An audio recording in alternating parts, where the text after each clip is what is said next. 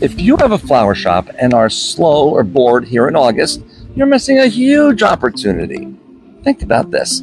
You know how you've always heard the term, if only I had time. Oh, if I just had the time, I would do these things. Well, guess what? You've got time now. I know, no revenue, but you have time. Here's some ideas. Why not run a contest? Get people to engage with you. The more people that engage, that's called an audience. You can market to them and do more business with them in the future. Or wake up your database by reaching out using our customer retention program. Find those people that have ordered with you that aren't ordering anymore. You want to reintroduce yourself, right?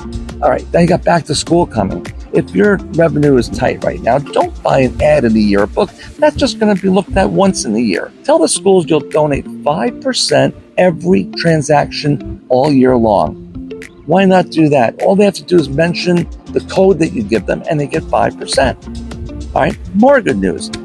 All of our shops are ranking very favorably, if not number one, everywhere. They really are.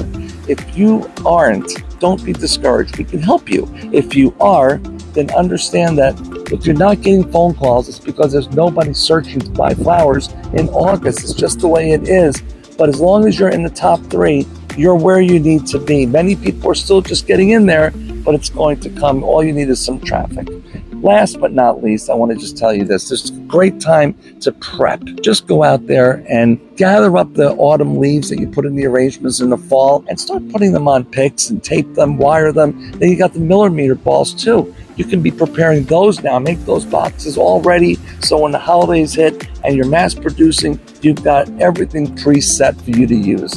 Again, please stay in touch with me. Like and subscribe to this channel. And if you're not in my newsletter yet, please subscribe for that too. And we'll send you the newsletter once a month. Very unique information that I would not share with the general public. Like and subscribe, please. I did say please, right? Pretty please?